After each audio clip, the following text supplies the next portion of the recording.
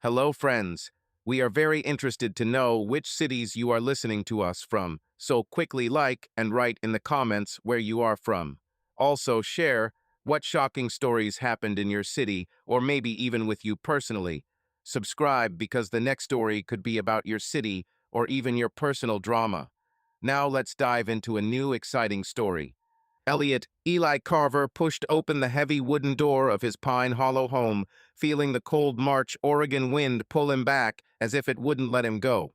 His boots, covered in a layer of mud and sawdust from the sawmill, left wet footprints on the worn doormat. He took off his jacket, hanging it on a hook, and inhaled the familiar smell of home, a mixture of pine resin, stale coffee, and something sweet that the kids probably ate after school. It was almost 7 in the evening, and dusk was gathering outside the windows, turning the forest behind the house a deep gray-green hue. "I'm home," he shouted into the empty corridor, expecting the usual noise, the stomping of Harper's feet or Abby's joyful squeal. But instead the silence seemed heavy, like wet forest moss.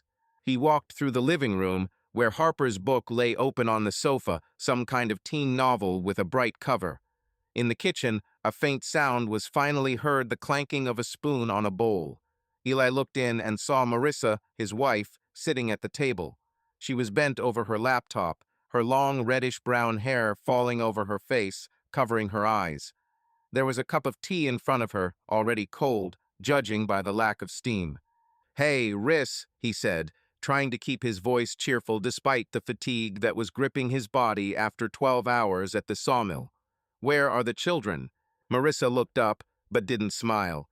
Her green eyes, usually so bright, seemed dull, as if someone had turned off the light inside. "Upstairs," she answered briefly, returning to the screen. "Doing homework? Or they play? Don't know." Billy nodded, feeling something clench inside him. He had gotten used to her coldness in recent months. "Was it a long day?" he asked, opening the refrigerator and taking out a bottle of beer. "As usual," she said, without looking up from her laptop. "Charity dinner next week. We need to complete the list of sponsors. And you?" "Yes, too," he shrugged, uncorking the bottle. "At the sawmill, the machine jammed again. I had to tinker with it for half a day. Troy almost lost a finger, but it didn't work." That's all she said, tapping the keys. Billy took a sip of beer, feeling the bitter taste spread across his tongue. He looked at her, trying to understand what had changed. Marissa had always been beautiful, too beautiful for someone like him, to be honest.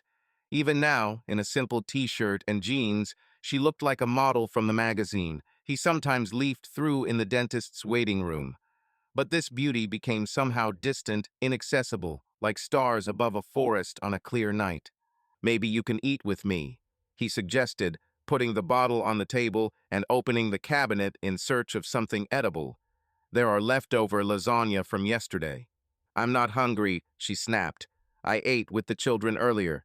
"Okay," he took out a plate and began to serve cold lasagna, not bothering to warm it up. "How was your day? Anything interesting?" Marissa sighed, closing her laptop with a slight thud. "Eli," I said as usual, "I'm tired. I don't want to chat now." He froze with the spoon in his hand, looking at her. That "tired" sounded like a wall she had built between them over and over again. "Okay," he said quietly, sitting down opposite. "I just thought we could talk." They haven't spoken for a long time. "About what?" She crossed her arms over her chest, looking at him with slight irritation. "About your sawmill, about how Troy almost lost a finger, or about how I spent the whole day trying to get money from people who don't care about this city." "Well, I don't know," he shrugged, feeling stupid. "About anything. About children, about us." "About us?" She grinned, but there was no warmth in this sound. "What can we say about us, Eli?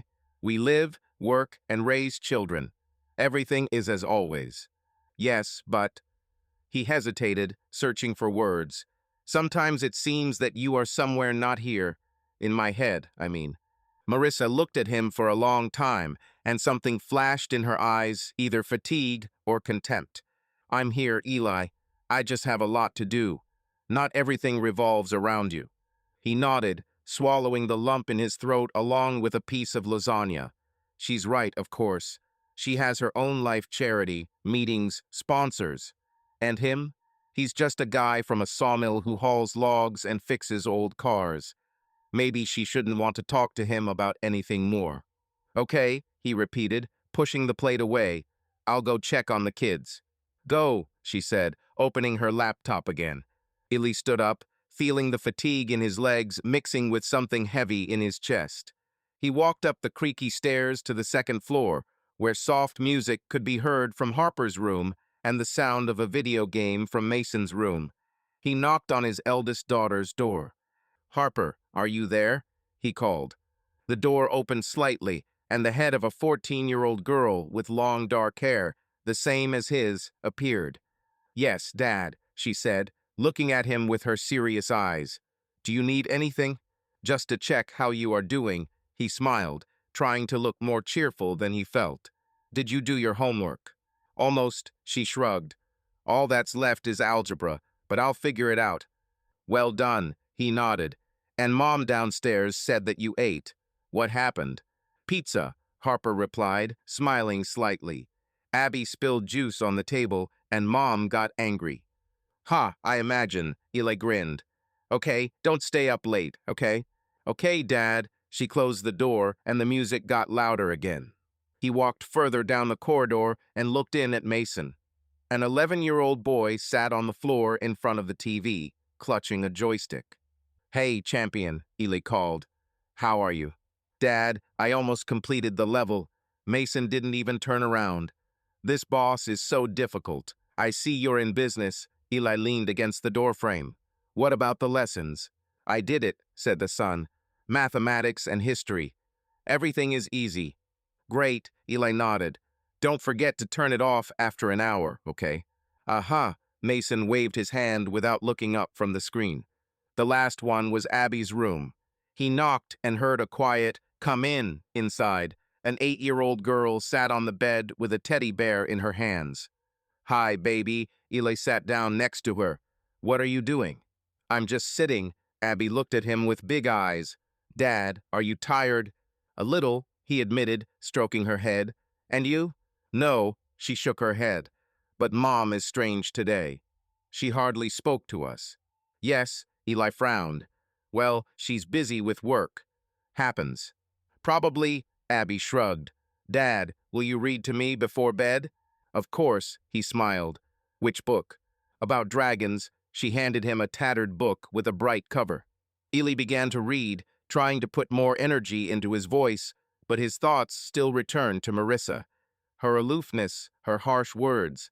This wasn't the first time, but today something felt different.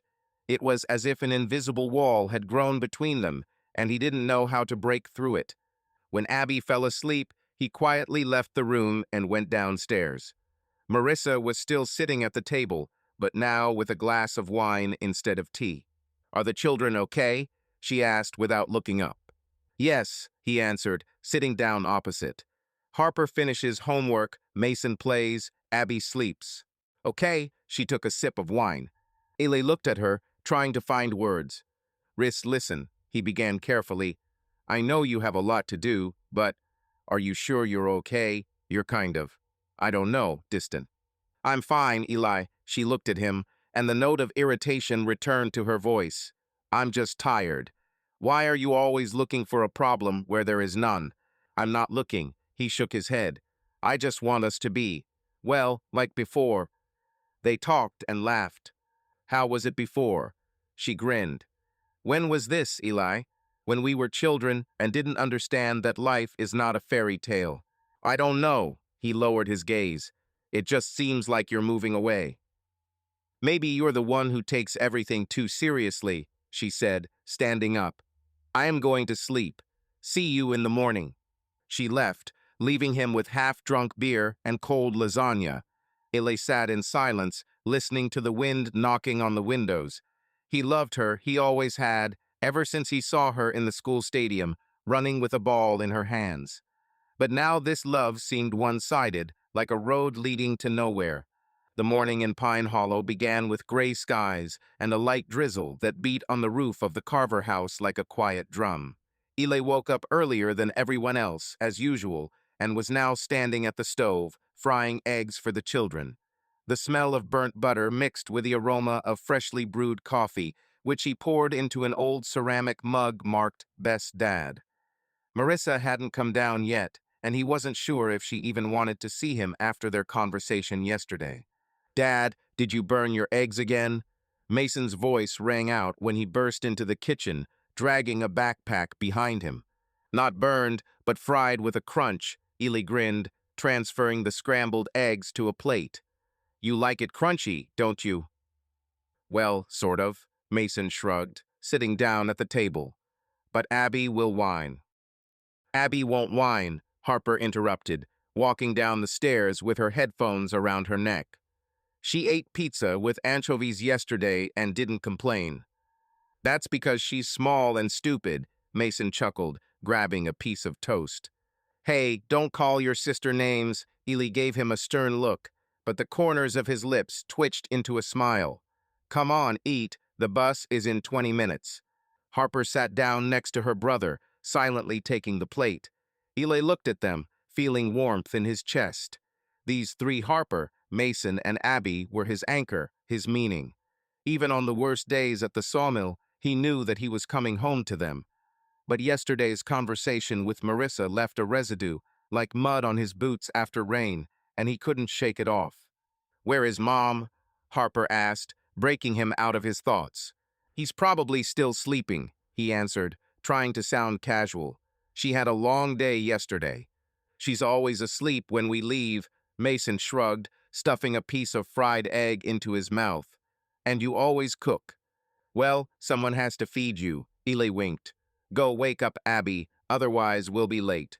The children ran upstairs, and he remained at the stove, looking at the frying pan.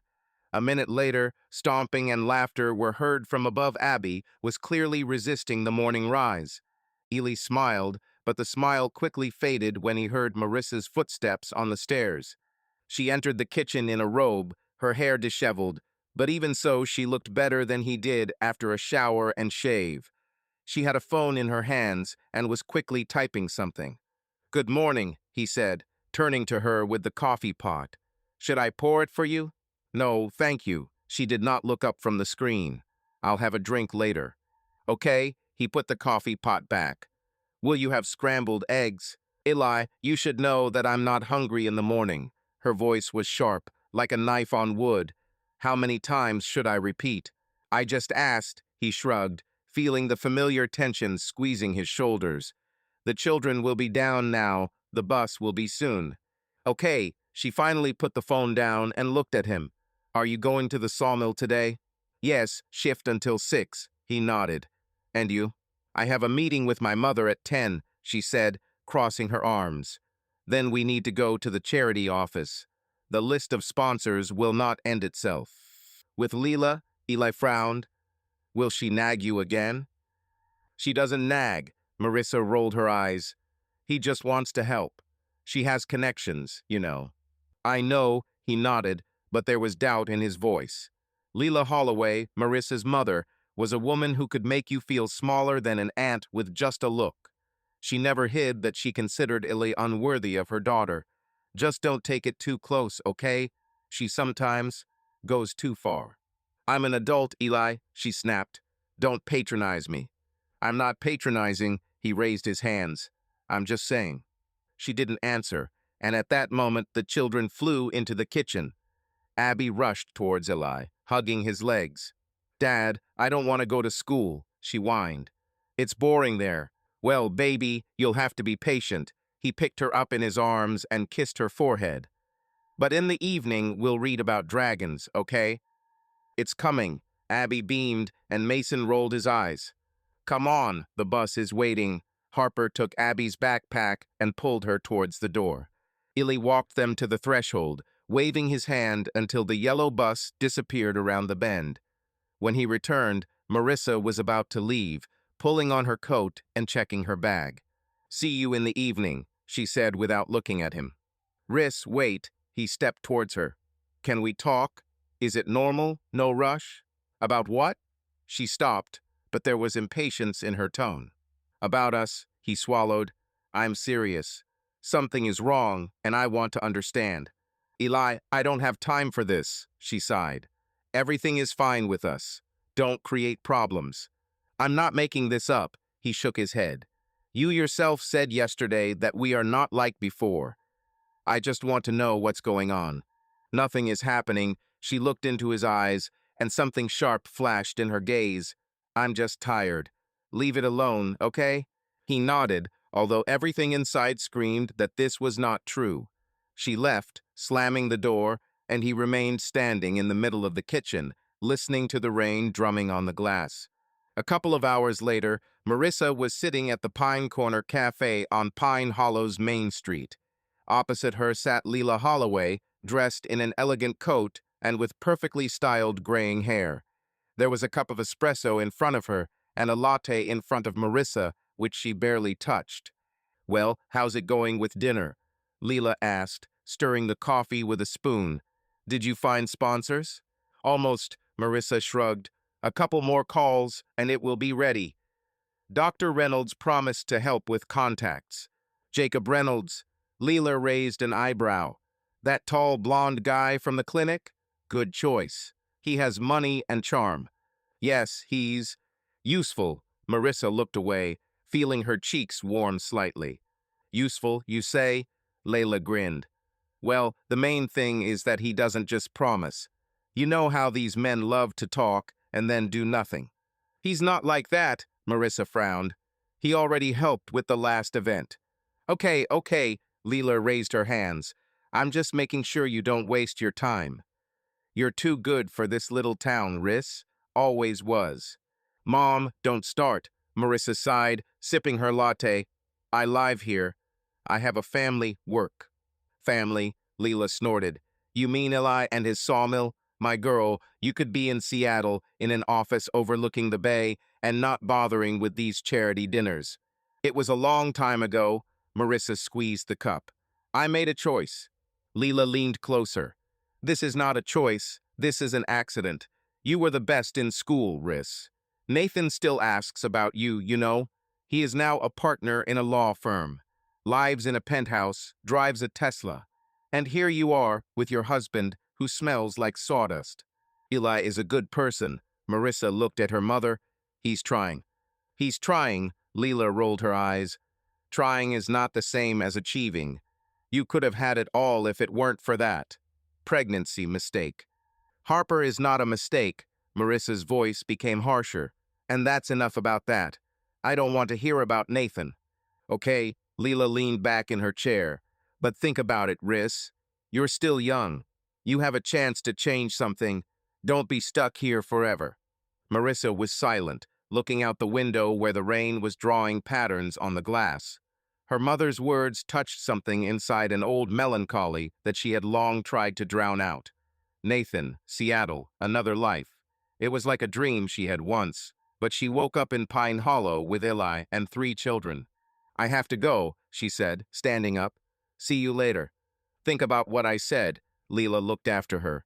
You deserve her. Marissa stepped out into the rain, feeling the raindrops running down her face. She didn't know what she wanted to stay or run, but Leela's voice, as always, remained with her, whispering about what could have been. It was early afternoon at the Pine Hollow sawmill, and the smell of freshly cut wood and machine oil filled the air. Eli stood at one of the machines, making sure the blades were cutting the logs straight into planks. The hum of the saws and the clatter of the conveyor drowned out everything around him, but he was used to this noise. It had been a part of his life for 15 years. The sun broke through the cloudy windows of the hangar, illuminating the dust that hung in the air like smoke. His shift dragged on into the morning, and he could already feel the sweat soaking through his shirt under his jacket. Hey, Carver, are you alive there? Troy shouted, emerging from behind a stack of lumber with a mug of coffee in his hand. His beard was dusted with sawdust, and his eyes sparkled with fatigue. I'm still breathing. Eli wiped his forehead with his sleeve and nodded towards the machine. That damn cutter is jamming again. It should be lubricated. Tell that to the boss. Troy chuckled, taking a sip of his coffee. He would rather fire us than fork out for a new one. Maybe so, Eli shrugged, returning to work. The main thing is to survive until the end of the shift. They worked side by side for another hour until it was time for a break. Eli and Troy headed to the smoking room, a small booth at the edge of the yard where workers gathered to chat and stretch their legs. There were already two people sitting there: Big Jim, a big guy with tattoos on his arms, and a skinny guy named Cody who was always chewing tobacco. "Well, Carvers, are you saving the world again?" Jim grinned, taking a drag from his cigarette. "We're saving your salary." Troy plopped down on the bench next to him. "If the machine bends, you will cut it by hand." "Ha, I'd rather quit." Jim blew smoke through his nose. "Let the boss carry the logs himself." He leaned against the wall, crossing his arms. He didn't smoke, but he loved these breaks. They gave him a chance to breathe out and listen to what was going on in the city. Today, however, he was not in the mood to chat. Thoughts about Marissa did not let go. "Hey, Eli, why are you silent?" Cody spat tobacco into a rusty can. "Are you tired, or is your wife sawing at home?" "It doesn't nag," Eli forced a smile. "I'm just thinking about my own things." "Oh, right," Jim laughed. "Your Mrs. Carver is the queen of charity. He's probably courting sponsors again." "Something like that," Eli nodded, trying not to show how offended he was by this courtship.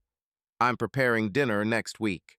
"Yeah, I saw her the other day." Cody leaned back, crossing his legs. "I was sitting in the pine corner with some city doctor, so tall and blonde. They were drinking coffee there. They seemed to be having fun." Eli froze, feeling something clench inside him. He looked at Cody, trying to figure out if he was joking or not. "With the doctor?" he asked, trying to sound casual. "When was this?" "Yes, on Wednesday, I think." Cody shrugged. "I stopped by for a burger, and they were sitting by the window." She listened to him. Her eyes sparkled. "This doctor, what's his name? Reynolds or what?" "Jacob Reynolds." Troy frowned, looking at his brother. "Is this the one who works at the clinic?" "Yeah, he's the one," Jim nodded, putting out his cigarette on the bench. "City slicker. They say he's still a womanizer. It seems like his wife is still in Portland, but he's having fun here." "Come on," Ely grinned, although the smile came out forced. She was probably looking for sponsors for the dinner. "This is the job." "Maybe work," Cody chuckled. "But it looked like a date." He stroked her hand under the table. "I saw it myself." "What are you, a spy?" Troy gave him a sharp look. "Maybe you are imagining fantasies." "What fantasies?" Cody grinned. "I'm not blind." Ask Jim, he was there too. "Well," Jim hesitated, "I didn't look closely, but yes, they were sitting close." She still laughed loudly, like a girl. Eli felt the blood rush to his face. He turned away, looking at the forest beyond the fence to hide his emotions. Gossip at a sawmill is common. Everyone here knows everything about each other. But this was about Marissa. Hi, Marissa. And with some doctor, he remembered her look from yesterday, cold, distant, and the words, "I'm tired." Maybe this really is work, or not. "Come on," he waved his hand, trying to sound calm. "Reese sees right through people like this Reynolds. She's just trying to get money for dinner." "Well, if so, then she's a master," Jim laughed. "I would also drink coffee with the doctor for a couple of hundred for charity." "Right," Cody spat again. "Just make sure, Eli, that he doesn't help her too much. Otherwise, these city people will quickly fluff their tails." "Stop chatting." Troy stood up, throwing his mug on the bench. "The break is over. Let's go to work." Eli nodded, but his feet seemed rooted to the ground. He watched the guys go to the machines, and Cody's voice was spinning in his head, hand under the table, eyes sparkling. "This is nonsense, of course. Gossip. But why then is it so sickening? Are you coming or what?" Troy turned around, narrowing his eyes. "Yes, I'm coming." Eli pushed off the wall and followed his brother. "I was just thinking." "About what?" Troy lowered his voice as they walked away from the smoking room. "Never mind this chatter. Cody is always talking nonsense. I know, Eli nodded. It's just strange. She didn't tell me anything about the doctor. If something is bothering you, ask her. Directly. And what do I say? Eli smiled bitterly. Hey, Riss, you were sitting in a cafe with the doctor. Is that true? She will send me away. Well, let it be. Troy patted him on the shoulder. It's better to know than to guess. You're too soft with her, brother. Maybe so, Eli sighed, looking at the machine in front. Okay, let's go. We need to work. He spent the rest of his shift in silence, checking logs and boards, but his thoughts wouldn't let go. He remembered Marissa, how she had smiled at him once when they had just gotten married, how her eyes had lit up when Harper was born. And now she barely looks at him. And this doctor, Jacob Reynolds. Ely didn't know him, but the name had already left a trace, like the smell of smoke that clings to clothes. When his shift ended, he got into his Ford and drove home. Ely stumbled home, shaking the rain off his jacket. The clock showed a little over 6, and the kitchen smelled of cold chicken. He threw his shoes at the door and shouted, I'm home. Dad, you're late. Mason leaned out of the kitchen, chewing a piece of bread. Mom was angry. Angry, you say? Ely grinned as he entered. Harper was sitting on the phone. Abby was drawing a dragon. Where is she? In the living room, Harper pointed, not looking up from the screen. With a laptop. Eli moved on. Marissa was sitting on the sofa, her head glued to the screen, her hair in a bun, her cold tea next to her. She didn't even look at him. Hi, Riss. He plopped down in the chair opposite. How is the day? Fine, she muttered without looking up. And yours? The machine was jamming. Troy was yelling at Cody. He shrugged. It's a common thing. She chuckled, continuing to tap on the keys. Eli looked at her, feeling the gossip from the sawmill about the doctor, about laughter in the cafe burning his tongue. He decided to start with a joke. Listen, he began, grinning. The guys at work were chatting that you were seen with some doctor at Pine Corner. Cody swears you were practically holding hands there. New sponsor, huh? Marissa slammed her laptop and stood up, eyes narrowed. Are you serious? Her voice cut like a saw through wood. Is this an interrogation now? What an interrogation. He raised his hands. His smile faded. Just kidding. Cody is talking about this, I thought. Let's laugh. Shall we laugh? She stepped closer, crossing her arms. You bring stories here from your friends from the sawmill, and I have to laugh. I'm not dragging, he frowned. I just asked. You meet people at work, right? Yes, Eli, for work, she almost shouted. There was a dinner meeting on Wednesday, with Reynolds and others. This is all. What did you imagine? Nothing, he stood up, his voice becoming harsher. I asked, and that's all. You could have just said it instead of freaking out. Go crazy, she snorted. You don't believe me, do you? Do you think I'm playing tricks with someone? I believe, he clenched his fists. But you're angry that I caught you in a lie. Because this is nonsense. She pointed a finger in his direction. I'm working hard to make sure this dinner goes through, and you're poking your nose into gossip. I'm not prying, he stepped towards her. I wanted to talk. You've been like a stranger lately. Alien? She laughed, but sharply. Who are you? Detective? I have my fill of things to do, Eli, and you're making a scene for me here. This is not a stage, he lowered his voice, hearing rustling from the kitchen. Just say it's normal, that's all. She grabbed the laptop. I was at the meeting. Dot. And you will come up with anything to screw yourself up. Riss, he grabbed her hand, but she pulled it away. That's enough, she said, leaving for the stairs. I need to work. Let's talk, he followed. I didn't mean to make you angry. Not now, she slammed the bedroom door, leaving him downstairs. Eli froze, listening to the silence. The children in the kitchen fell silent, they heard everything. He walked over to the table, where Mason was picking at the chicken and Abby was looking at him. Did you and your mother argue? Harper asked quietly, putting her phone down. No, he sat down and forced a smile. We just talked loudly. She screamed, Mason pointed with his fork. Like Abby with juice. It happens, Eli shrugged. Eat, I'll read to you later. Abby held out the drawing. This is an evil dragon, she said. Like Mom. Mom is not evil, he stroked her head. Just busy. He stood up to pour water, but his hands were shaking. She said it was a meeting. He wanted to believe. But her anger, her departure, it was stronger than Cody's words.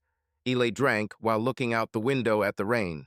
The Pine Hollow charity dinner was held in an old barn on the edge of town that the locals had polished to a shine for such events. Eli stepped inside, feeling out of place. His boots squeaked on the polished floor, and the jacket Marissa had forced him to wear felt tight on his shoulders, as if it wanted to strangle him. Voices buzzed around, glasses clinked, and the smell of roasted meat and expensive wine hung in the air, mixing with the aroma of pine beams overhead. The tables were covered with white tablecloths, and on stage a local singer was singing the blues, drowned out by laughter and chatter. Where are you stuck? Marissa appeared next to him, fiddling with his sleeve. Her dress dark green, tight, made her look like a movie star rather than the Pine Hollow carpenter's wife. I've been waiting for half an hour already. The car wouldn't start, Eli muttered, straightening his tie, which was choking him worse than his jacket. Troy helped figure it out. Of course, Troy, she rolled her eyes. Follow me, I need to say hello to people. She pulled him through the crowd, and Eli obediently trudged along, nodding to familiar faces. Mrs. Jenkins with her eternal pearls, old Ben, who sold timber, and a couple of local farmers whom he had known since childhood. But Marissa led him to a group in the corner, 3 men in expensive suits and a woman with a hairstyle like a crow's nest. One of the men stood out right away, tall, with a white-toothed smile and blonde hair styled as if he had just stepped out of a shampoo commercial. Jake, here's my husband, Eli. Marissa stopped, and her voice became softer, almost a purr. Eli, this is Dr. Jacob Reynolds. He helps with dinner. Glad to finally meet you. Jake extended his hand, and Eli shook it, feeling how the doctor's palm soft, without calluses contrasted with his own, rough from work. Marissa told me so much about you. Is it true? Eli raised an eyebrow, looking at his wife. So what? Oh, you're a jack of all trades, Jake grinned, slapping him on the shoulder. And that without you the sawmill would have collapsed. Well, not really, Eli forced a smile, but there was a shiver inside. Marissa never called him master of the house. I'm just doing my job. Modest, Jake winked at Marissa, and she laughed loudly, lightly, as if she had forgotten that Eli was standing next to her. This laughter cut him like a saw through a nail. Jake promised to get a couple of thousand out of the clinic. Marissa touched the doctor's hand, and her fingers lingered a little longer than necessary. He is our magician. Come on, Jake waved his hand, but the smile did not leave his face. It's all you, Riss. You know how to persuade. Riss, Eli blinked, looking at her. She hated the acronym. She always said it sounded like a dog's name. But now she just smiled wider. Oh, it's just a joke. She waved it off without looking at him. Jake loves to tease. Yeah, Jake said. But you don't mind, do you, Eli? We're here for a good cause. Of course, Eli nodded, feeling his throat tighten. He wanted to say something else, but then Big Jim from the sawmill jumped up to them, already drunk, with a glass of whiskey in his hand. Carver. Jim slapped him on the back so that his jacket crackled. What are you doing here with these city guys? Come join us. Ben has a joke about a bear. I'm busy, Jim. Eli waved him off, but Jim was already staring at Jake. Who is this? He pointed his finger. New sponsor or new guy, Reese? Jim. Marissa shushed her, but Jake just laughed. Sponsor, buddy. He raised his glass. And you're apparently a local funny guy. Exactly, Jim grinned. Ask Cody, he'll confirm. We saw you and him at Pine Corner Dock. With Riss, nice couple. Eli froze, looking at Marissa. Her smile wavered, but immediately returned, taut as a string. Jim, you've had too much to drink, she said sharply. Go to bed before you fall. Okay. Jim raised his hands and wandered away, muttering something about a bear. Sorry about him. Marissa turned to Jake. He's from the sawmill. Everyone there is like that. Nothing, Jake shrugged. Colorful type. Eli, do you work with him? Yes, Eli nodded, not taking his eyes off his wife. He's noisy, but harmless. Lucky you, Jake winked. I don't have those in my clinic. Just old ladies complaining about everything. Marissa laughed again, and Eli felt something inside him burst. That laugh was for Jake, not for him. At home, she barely smiled, but here she shone like a 100-watt light bulb. He clenched his fist in his pocket, trying not to give himself away. I'll go get a drink, he muttered, walking away to the bar. Marissa didn't even turn around. She was already chatting with Jake about some kind of fund. At the counter, he ordered a beer, feeling the guests' gazes glancing over him. Here he was a stranger in this world of white tablecloths and empty words. Troy's voice came from behind. Well, are you surviving? The brother came up holding a plate of meat. Did you see how Reese cooked with this doctor? I saw it. Eli took a sip of beer, looking to the side. This is a sponsor, he says. Yes, sponsor, Troy chuckled. And then I'm a millionaire. Did you notice how he was staring at her? I noticed, Eli squeezed the bottle, and how she smiles at him. That's it, Troy poked him with his elbow. Does she smile at you like that at home? No, Eli shook his head. She was tired at home. Well, ask what kind of tricks. Troy took a bite of meat. Or I'll ask myself. I didn't like this doc right away. No need, Eli glanced at him. I'll sort it out. He returned to Marissa, who was now standing with Jake near the stage, listening to the blues. Jake whispered something to her, and she giggled, covering her mouth. Eli came up and coughed. Hey, Riss, he said. Maybe we can dance. She turned around. The smile disappeared. I'm not in the mood, she said. Tired of running all day. Yeah, Eli nodded, looking at Jake. Aren't you tired of chatting with him? Eli, don't start, she frowned. This is work. Jake helps with the money. Of course, Jake raised his hands. Only for a good cause, buddy. Don't tense up. I don't even bother. Eli looked into his eyes. I just asked. Okay, Marissa sighed. I'll go check the tables. Jake, are you with me? Well, he winked and followed her, leaving Eli. It was nice to meet you, master. Eli remained standing, looking after them. Marissa walked next to Jake, a little closer than necessary, and her laughter rang like a bell again. He took a sip of the beer, but the taste became bitter. She didn't dance with him, didn't smile at him, didn't call him master. And to this doctor, please. Cody's words from the smoking room, good couple, popped into his head, and he squeezed the bottle until the glass creaked. Troy came over again, chewing the meat. Well, did you talk? He asked. I tried, Eli spat to the side. She's tired. But with him, no. I see, Troy nodded towards the stage. Look how she bares her teeth at him. This is not a sponsor, brother. This is something different. Maybe Elan put the bottle on the table. I'll go home. I'm tired of this circus. And she? Troy narrowed his eyes. Let him have fun, Eli turned to the exit. I'll figure it out tomorrow. It was a damp and cold morning at the Pine Hollow sawmill. The rain had left puddles on the ground, and the wind was blowing sawdust across the yard like fine snow. Eli stood at the machine, checking the blades, but his thoughts were far away somewhere between last night's charity dinner and the smile Marissa gave Jake Reynolds.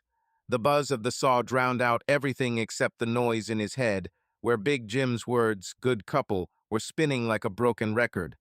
Hey, Carver, where are you? Troy slapped him on the back, emerging from behind a stack of lumber with a thermos in his hand. His beard glistened with moisture and his eyes squinted in the morning light.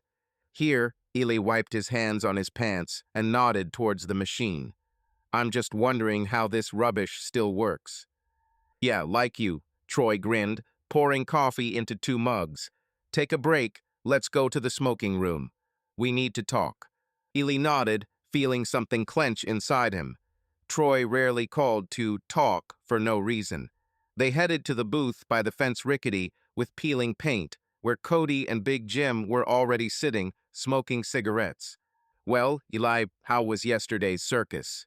Jim blew out the smoke, grinning. This doctor must have entertained you all night, Reese. Shut up, Jim. Eli glanced at him, sitting down on the bench. She worked. Work, you say? Cody spat tobacco into the jar. Well, well, and I thought she was having a dance there with the doc. Stop chatting. Troy sat down next to his brother, thrusting a mug at him. Give the man some coffee. Eli took a sip of the hot drink, feeling the warmth spreading through his chest. But the cold inside did not go away last night, left a residue, like mud on shoes. He wanted to ask Troy about the conversation, but his brother started it himself. Listen, Troy lowered his voice, looking away. Yesterday after dinner, I stopped at a gas station near the highway. Do you know what you saw? What? Eli tensed, clutching his mug. Your wrists, Troy looked into his eyes. In the car with this doctor. The one that was at dinner. Jake. What? Eli blinked, feeling the coffee burn his throat. When? About 11, Troy shrugged. They stood at the pump. She was driving. He was nearby. They chatted and laughed. Looked close, you know. Damn, Eli ran his hand over his face, looking at the sawdust under his feet. She said that after dinner she went home. Tired, they say. Well, maybe she went, Troy squinted, and then I decided to give the doctor a ride. Or he is hers. Should I give you a ride? Eli smiled bitterly. Before refueling, it's on the other side of the house. That's what I'm talking about. Troy took a sip of coffee. They didn't just pour gasoline there. He whispered something to her. She giggled. Like at that dinner. Huh, Cody chimed in, grinning. I told you they're a noble couple. This doc is probably a sponsor with bonuses. Shut up, Cody. Eli shot him a sharp look. Eli remained silent, looking at the forest beyond the fence. He wanted to believe that it was nothing, just work, sponsors, a chance meeting. But Marissa's laughter with Jake at dinner, her coldness at home, Cody's words, everything formed a mosaic that he did not want to see. Okay, he stood up, tossing the mug to Troy. I'll work. I'll figure it out later. Don't wait, Troy nodded. Otherwise, this splinter will go deeper. At home, Eli found Marissa in the kitchen, chopping vegetables for dinner, the knife flashing in her hands as if she had spent the day on carrots. The children were upstairs, and the silence was oppressive, interrupted only by the sound of the blade. Hi, he threw his jacket on the chair, sitting down at the table. How are you? Okay, she didn't turn around. You're late. The order was urgent, he shrugged. How were you after dinner yesterday? I'm tired, she said, throwing the carrots into the bowl. But everything went well. The money was collected. I'm glad for you, Eli nodded, feeling Troy's words burning his tongue. He decided not to delay. Listen, Troy said something today. About you and Jake. She froze, the knife hovering over the board. Then she turned around, her eyes narrowed. What did you say? Her voice was sharp as a blade. He said he saw you last night. Eli looked into her eyes. At a gas station. In the car. You laughed and chatted. And what? She poked the knife into the board, leaving it sticking out. Is this a crime now? No, he raised his hands. I just asked. You said you went home. I went, she crossed her arms, and then I stopped at a gas station. Jake was there, and we talked for a couple of minutes. What is this, an interrogation? Not an interrogation, he frowned. But Troy said it looked weird. J&A snorted, taking a step towards him. Are you serious? Is your brother a spy now? Or don't you believe me? I believe, he stood up, his voice becoming stronger. But you could tell, and don't remain silent as if I'm a fool. Say, she laughed, but sharply. Why was I at a gas station? Is this report needed now? You're paranoid, Eli. I'm not paranoid, he clenched his fists. I just want to know what's going on. You giggled with him at dinner, but at home I was tired. What should I think? Think what you want. She pointed a finger at his chest. I work hard so that this city does not rot, and you give me scenes because of Troy and his fantasies. This is not fantasy. He stepped closer. He saw you, and I saw you at dinner with him. It didn't look like work. Oh, not work? She stepped back, her eyes flashing. What then? You thought I was playing tricks with Jake? Are you saying this to my face now? I haven't decided anything. He lowered his voice, hearing the steps of the children upstairs. I'm asking. Explain, that's all. Explain. She grabbed the bowl and threw it into the sink with a crash. I'm not your servant to report to you. It was a meeting, period. And you trust your Troy, since you can't do it to me. Riss, he stepped towards her. Let's be fine. No, she pushed his hand away. I'm going to bed. To the guest room. Don't mess with me. She ran out of the kitchen, stomping up the stairs. Eli remained standing, looking at the knife in the board. Silence returned, only Marissa's footsteps died away somewhere above. He sat up, feeling his heart pounding. She said it was a meeting. But her anger, her departure, it was not about fatigue. Or did he fool himself? Billy held his head in his hands, hearing Troy whisper, "That looked weird." And the silence of the house answered him in kind. The day at the sawmill dragged on like tar, the machines hummed, sawdust flew, and Eli worked on automatic, checking the logs and shouting at Cody, who was again hesitating at the conveyor. But his thoughts were not here. The receipt from Pine Corner, the argument with Marissa, her leaving for Leela, all this was spinning in my head like a saw that couldn't stop. He didn't sleep well. He tossed and turned all night, looking at the empty half of the bed where she never appeared after the guest room. Hey, Carver, are you alive? Troy emerged from behind the stack, wiping his hands with a rag. You look like you've been crushed by a log. Almost, Eli threw the board onto the stack and nodded toward the smoking room. Take a break, we need to talk. They walked back to the booth, where the wind blew smoke from Big Jim's cigarettes. Troy leaned against the wall, looking at his brother. Well, what about Riss? He asked, lighting a match. Have you talked yet? I didn't have time. Eli clenched his fists in his pockets. Yesterday, I ran to Leela after I yelled, and then I found the receipt. Wednesday, cafe. She said she was at home. Damn, Troy blew out smoke. So what now? She's going to a meeting today. Eli looked at him. After lunch. She said she had to do dinner. I think. Follow up. That's my brother, Troy grinned. Finally, manhood emerged. When will you go? After the shift, Eli nodded. She leaves at 2. I'll take the Ford and see where it goes. If there's anything, call me. Troy patted him on the shoulder. I'll cover if the kids ask. Thank you, Eli forced a smile, but everything was boiling inside. Keeping an eye on his wife was not his thing. But her anger, her lies, this damn doctor, he should have known. The shift ended at 1 o'clock, and Eli rushed home. Marissa was in the kitchen, packing her bag, throwing in her phone and notepad. She glanced at him briefly.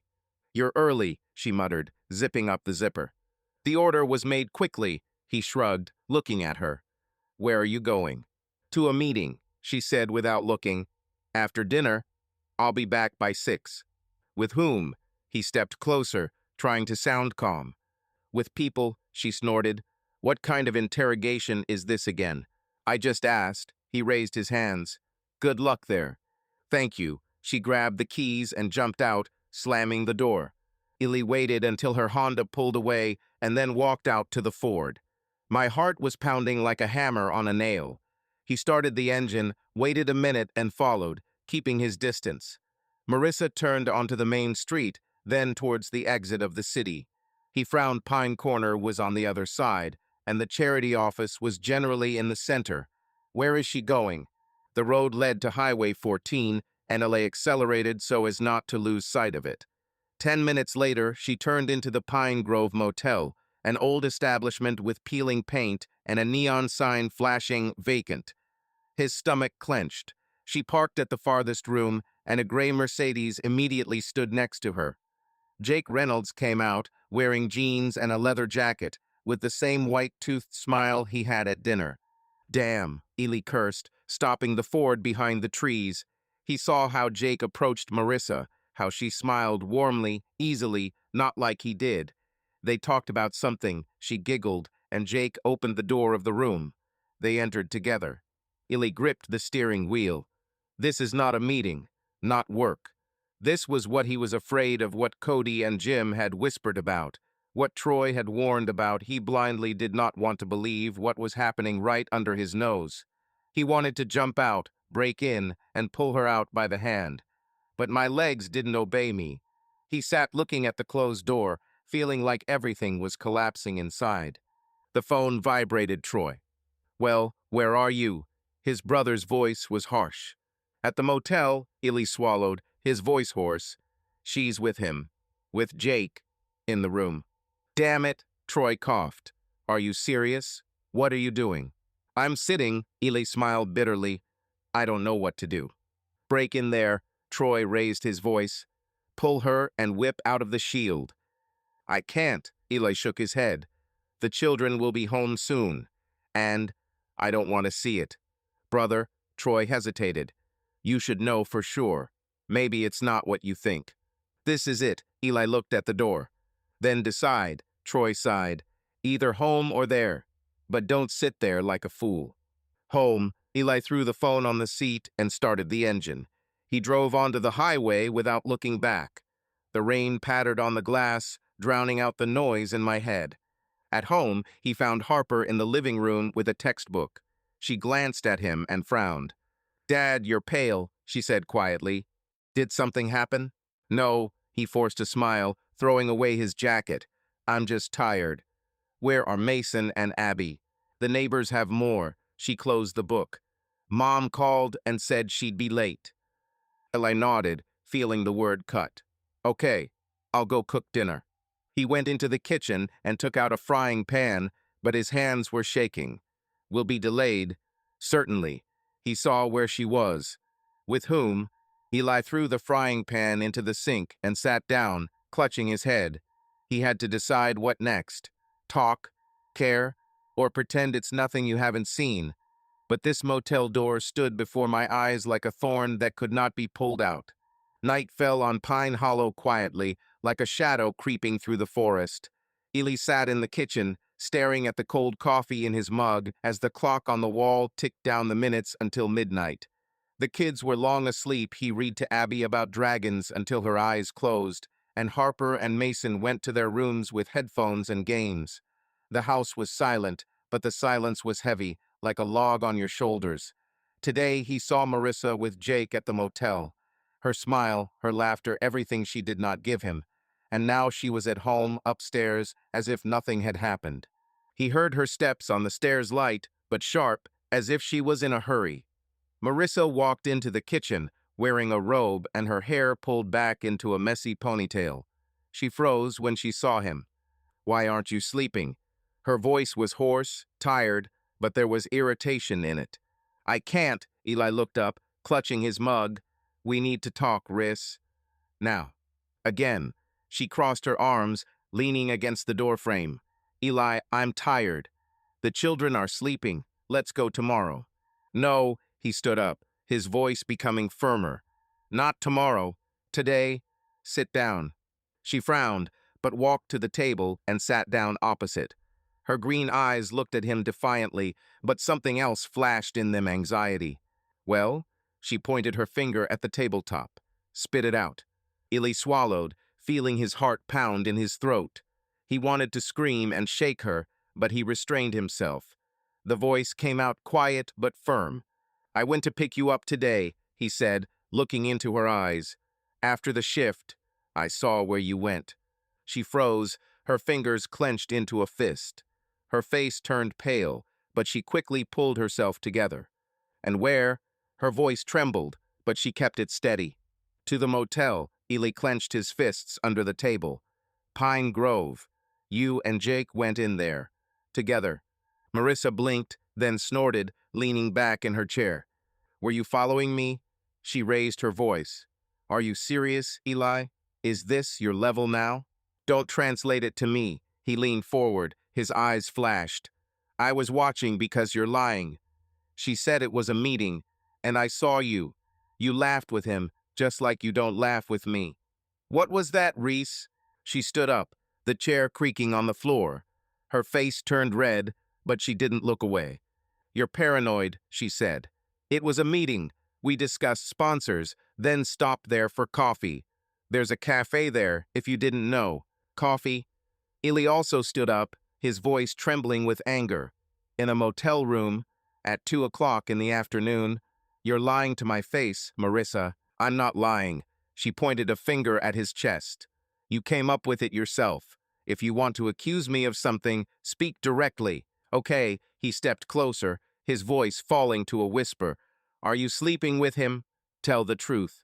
Now. She froze, looking at him. Her lips trembled, and for a moment it seemed as if she would hit him.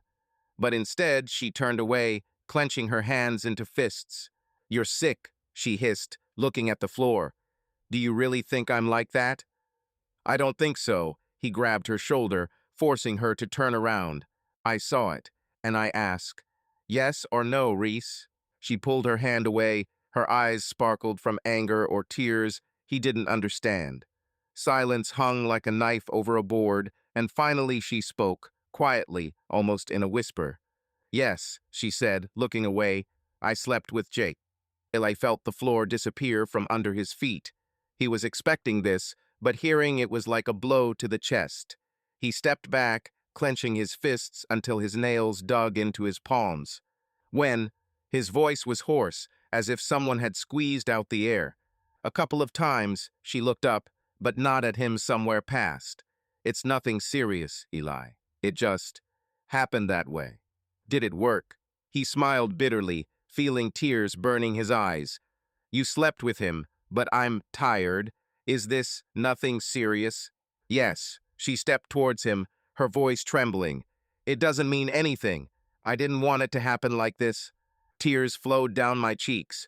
I know it's bad, but I didn't want to lose you, Eli. It was stupid. I was confused. Confused. He stepped back, feeling his voice breaking. 15 years, Riss. 3 children. Are you confused with this whip? Don't you dare call him that. She rubbed her eyes, but her voice became sharper. It's not his fault. Me, myself. I just wanted to feel something. I'm tired. She fell silent, looking at him. Her face was wet with tears, but there was a pleading in her eyes. Give me a chance, she whispered, taking a step towards him. It was a mistake. I don't want him. I want us. Children, I'm sorry, Eli. He looked at her, at this woman who was his world, his dream. Her tears, her voice, everything screamed that she was sorry. But what stood before my eyes was the motel door, her laughter for Jake, her coldness at home. He wanted to hug her, to tell her that everything would work out. But he couldn't. I don't know, Riss. He turned away, his voice falling to a whisper. I don't know how to forgive this. Eli, she grabbed his hand, her fingers trembling. Please, don't leave me. I will do everything to fix it. He looked at her hand, feeling the warmth that had once been his salvation. But now it burned like coals. He pulled his hand back and stepped back. I need to think, he said quietly, looking at the floor. I can't now. Eli. Her voice broke, but he didn't turn around. He walked out of the kitchen, his footsteps echoing loudly in the silence. In the living room, he collapsed on the sofa, squeezing his head in his hands. Her words, nothing serious, mistake, sounded in my ears, but were drowned out by pain. He loved her. I loved you for 15 years, and she's with someone else. How is this nothing? How to forgive this? Tears burned in his eyes, but he clenched his teeth, not allowing them to escape. The floorboard creaked upstairs as she went into the bedroom. Eli lay down on the sofa, looking at the ceiling. The night was quiet, but a storm was raging inside him. He didn't know what to do, leave, stay, scream. He only knew that this truth tore apart everything they had. And now he lay in the dark, alone, hearing her whisper in his head, but not finding the words to answer.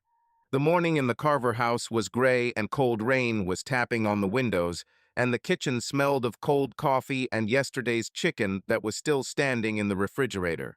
Marissa sat at the table, clutching a cup of tea she didn't drink. Her eyes were red, her eyelids were swollen from the tears that flowed at night after her conversation with Eli. He went into the living room, and she heard the sofa creaking beneath him until dawn. She confessed about Jake, about the mistake, about everything. And he left silently, and this silence cut more than a scream. The children were still sleeping. Saturday gave them a chance to sleep, and Marissa was glad for the silence. She wouldn't have to pretend in front of them, put on a smile while everything inside was crumbling. She looked at the cup, feeling her fingers tremble as the doorbell cut through the silence like a saw through wood. "Who else is there?" she muttered, standing up. Through the glass, she saw Leela. Her mother was standing under an umbrella in a strict coat, with a face that did not bode well. Marissa opened the door and Leela walked in, shaking the rain off her umbrella. "You look like a ghost," Leela said, looking at her. "What's happened?" "Nothing." Marissa stepped back, letting her through. "I just didn't sleep." "Come in. Will you have some tea?" "Tea?" Leela snorted, hanging her coat on the hook. "I need coffee, if you have it, and an explanation why you're so disheveled." Marissa silently turned on the coffee maker, feeling her mother's gaze boring into her back. Leela sat at the table with her arms crossed, her gray hair glistening from the raindrops. "Well?" Leela tapped her fingers on the tabletop. "Spit it out. Is it Ellie again? What has he done?" "Not him." Marissa pursed her lips, placing the mug in front of her mother. We had a fight. Strongly." "Strongly?" Leela squinted, taking a sip of coffee. "Is it because of your work? Or is he nagging again?" "He doesn't find fault." Marissa sat down opposite, looking at the table. He found out about Jake." Leela froze, the mug hovering in the air. Then she slowly set it down, her eyes flashing. "About the doctor." She leaned closer. "What did you find out?" "That's it." Marissa swallowed, her voice trembling. "I confessed what was with him a couple of times. He followed me yesterday, saw us at the motel." "Jesus, Riss." Leela leaned back in her chair, snorting. "Have you completely lost your head? At a motel? With this city guy?" "Don't shout." Marissa looked up, her eyes sparkling. "The children are sleeping, and I didn't want it to happen like that. It was a mistake." "Error?" Layla laughed, but harshly. "Do you even understand what you've done? Eli won't let you out of this now. He will whine and dig through it like a dog through trash." "He's not whining." Marissa clenched her fists. "He was silent. He went into the living room, and that was it. I asked for a chance, and I don't know what he thinks." "Was he silent?" Leela raised an eyebrow. "This is even worse. He will choke you with this silence, Riss. You know what he's like. Stubborn as a donkey, he clings to everything that holds him." "He doesn't cling." Marissa shook her head. "He loves me. And probably. Maybe." Leela leaned forward. Her voice became harsher. "My girl, you yourself don't know what you want. And I know. You are too good for this town, for this house, for a lie. It pulls you down. It always has." "Mom, don't start." Marissa rubbed her temples. "We have children life. I can't just pick up and leave." "Why not?" Layla pointed her finger at the table. "You are young, beautiful, and smart.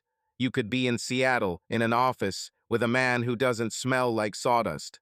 But instead, you're here with him, and now you're also confused with this doctor." "I'm not confused." Marissa raised her voice, but then stopped short, remembering the children. "It was stupid, yes, but I don't want to leave my family." "Family?" Leela snorted. "This is not a family. This is a cage. Eli will never let you breathe freely. He will hold you to this mistake until the end of your days. And you deserve more." "More?" Marissa looked at her, her eyes shining with tears. "What's more, Mom? I have 3 children, a house. What should I do? Go to Jake?" "No." Layla waved her hand. "This doctor is a toy, nothing more. But he showed you that you are still alive, that you can feel. Eli doesn't allow it. It pulls you down, Riss, like an anchor. Break it down before it's too late." "I can't." Marissa clutched her cup, her voice trembling. "I love him. And children. This is my home." "Do you love it?" Layla grinned. "You're deceiving yourself. You loved him once, when you were a girl with dreams. And now, you're drowning here, and he's drowning you. Go away, Riss. Take the kids and start again." "Where?" Marissa looked at her, tears running down her cheeks. "I have nothing but this. You don't understand." "I understand." Leela leaned over, her voice becoming softer, but firmer. "You have me. There's a trust from Aunt Ginger. You can leave, rent an apartment, or find a job. You can still live and not vegetate with him.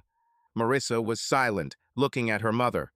Tears dripped onto the table, but she did not argue. Leela's words cut like a knife, but they had a meaning, one that she was afraid to admit. She remembered Jake, his smile, his lightness, his "you're special." And then Eli, his silence, his pain in his eyes. She loved him, yes, but Leela is right, he was pulling her down. Or not. I don't know, she whispered, wiping her face. I need to think.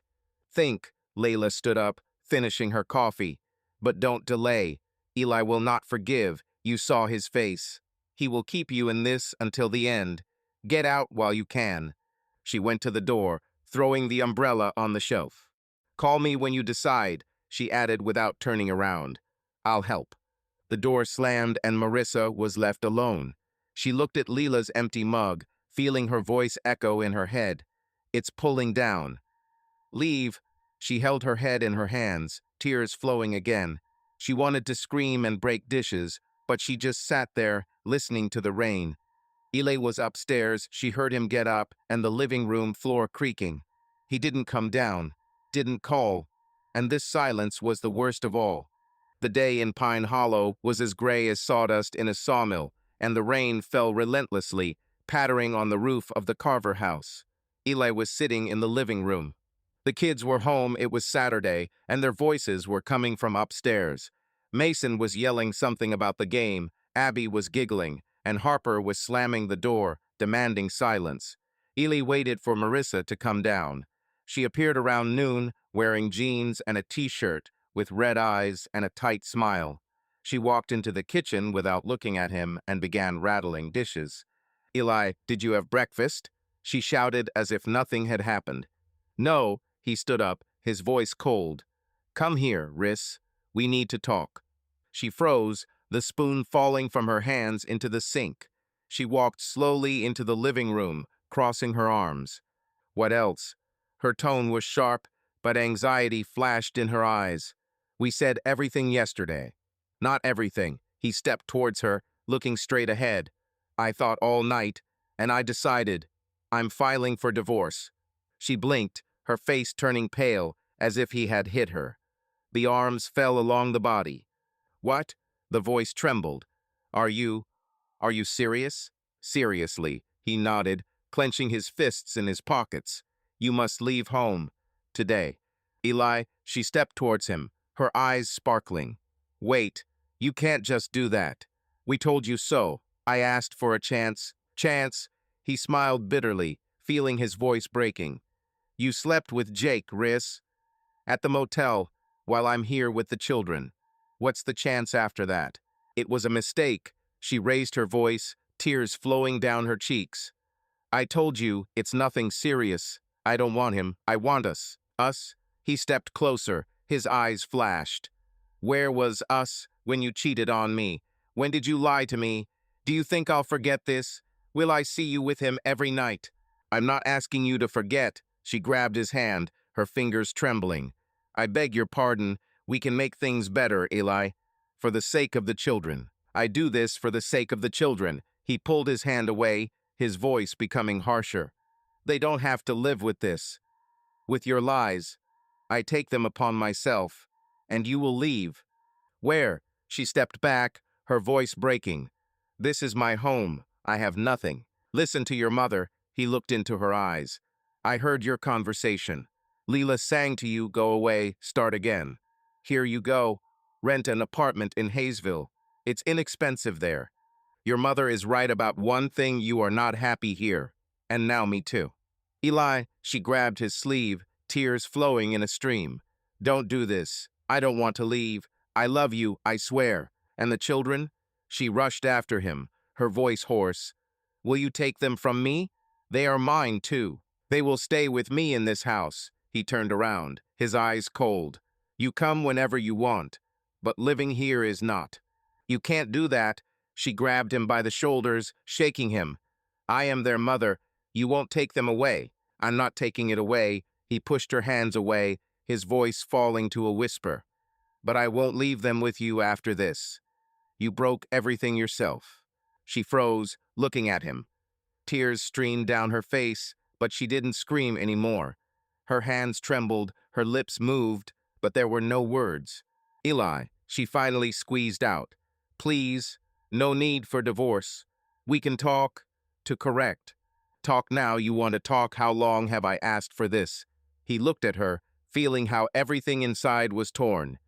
You took my heart out, Riss. I loved you. I did everything for you. And you are with him. How to fix this? I don't know. She fell on the sofa, clutching her head. He looked at her, at this woman who was his world. Her tears, her plea, it cut like a knife. He wanted to believe, to hug her, to tell her that everything would work out. But I realized that the illusions collapsed. Go away, he said quietly, looking at the floor. Pack your things and go to Leela. I'll call the lawyer tomorrow. I'm tired. The children will be down soon. Leave while they're gone. You can't, she shouted, but her voice broke. This is my home, my life. It was. He turned around. His eyes were dry, but his voice was trembling. You broke it yourself. Go. She stood looking at him, tears streaming down her cheeks. Then she slowly walked to the closet, pulled out her bag, and began throwing things into it: t-shirts, jeans, a phone. Her hands were shaking. She dropped everything, but did not stop. Eli watched, feeling the emptiness growing inside, like a forest after being cut down. I don't want this, she whispered, zipping up her bag. I love you, Eli. I swear. I loved you too. He turned away, his voice falling. But this is no longer the case. She froze, looking at him. Then she grabbed her bag and went to the door. The rain lashed the glass, and she stopped and turned around. The door slammed and silence returned, heavy as wet logs. Eli sat down on the sofa, squeezing his head in his hands. He heard her Honda start and drive away. Tears burned in his eyes, but he clenched his teeth, not allowing them to escape. The floorboard creaked upstairs as the children woke up. He stood up, wiped his face with his sleeve, and walked towards the stairs. I had to move on with my life. But everything inside was broken, and he didn't know how to put it back together. Eli stood at the stove, stirring macaroni and cheese, Abby's favorite dish, which he prepared to somehow soften the day. Marissa left a couple of hours ago. Hero Honda disappeared around the bend, and the silence in the house was like a forest after a storm, empty and echoing. He told her to leave, told her about the divorce, and now he had to explain this to the children. His children. Harper, Mason, Abby. He turned off the stove when he heard footsteps on the stairs. Abby ran in first, wearing unicorn pajamas, her blonde hair disheveled. Dad, it smells delicious. She hugged his legs, smiling. Is this pasta? Yeah, baby. He patted her on the head and forced a smile. Go call your brother and sister. It's time to eat. She ran off, and I put the food on plates, listening to Mason argue with Harper upstairs. Soon they came down, Mason in a t-shirt with a dinosaur, Harper with headphones around his neck, both sleepy but hungry. Where is Mom? Mason plopped down at the table, grabbing a fork. She promised pizza. Eli froze as he placed the plate in front of Abby. He knew this question would come, and yet it cut like a knife through wood. Sit down. He sat down opposite, looking at them. Eat, and then we'll talk. There is news. News? Harper looked up and frowned. Good or bad? Just news. He nodded towards her plate. Eat, then I'll explain everything. They ate in silence. Only Abby chatted about the unicorns she had seen in her dreams. Eli looked at them, at their faces, so different, but so familiar. Harper, 14, quiet and smart, already sensed something was wrong. Mason, 11, is loud and stubborn, ready to argue with anyone. Abby, 8, his baby who believed in dragons and goodness. He had to protect them, explain in such a way as not to break it. When the plates were empty, he put them in the sink and returned to the table. Well, give me your news. Mason poked him with his elbow. What's there? Eli took a deep breath as he looked at them. His heart was pounding, but he kept his voice steady. Guys, he began, Mom will live separately. Not with us. Abby blinked, her smile gone. Why? Her voice was thin as a thread. Because of work, Eli looked into her eyes, smiling softly. She needs to be closer to the city where she makes her dinners for people. There is a lot to do there, and it will be easier for her to live there. What about us? Abby clenched her fists, her eyes sparkling. Will she leave us? No, baby. He took her hand and stroked it. Nobody is leaving you. She will come and see you. He will just live somewhere else, and I will stay here with you. This is stupid. Mason threw his fork on the table. His eyes flashed. Why can't she work from here? She always did this. Sometimes the job changes. Eli looked at him, keeping his voice calm. She needs to be where everything is happening. But she loves you, Mace, and I'm here. I'm not going anywhere. I don't like it. Mason jumped up. The chair creaked. She should be at home. Did you have a fight? Hey, be quiet. Eli stood up and put his hand on his shoulder. Mom and I decided this way because it's better. Not because of a quarrel. It's about her work. Sit down, let's talk normally. Mason sat down with his arms crossed, but his eyes were angry. Harper was silent, looking at the table, her fingers fiddling with her headphones. Harper, Eli looked at her. What do you say? She shrugged without looking up. Nothing. The voice was quiet. If it is necessary, then so be it. We must, he nodded, feeling how her silence cut. But you can talk to her whenever you want. She doesn't go far. Where will she live? Abby sniffled, tears rolling down her cheeks. In the city? Without us? In Hayesville, Eli sat down next to her and hugged her. It's not far, baby. An hour's drive. She will have an apartment, and you will be able to go there. And I'm here with you. We will be together as always. I don't want to. Abby buried her face in him, crying. Let Mom come back. SHH, he stroked her head, feeling the tears burning his eyes. She will come back to visit. But for now, she needs to be there. It won't be forever, maybe. You're lying. Mason pointed his finger at the table. It's because of a quarrel. I heard you screaming yesterday. Eli pursed his lips, looking at his son. He wanted to protect them, but Mason was too stubborn to believe in the work.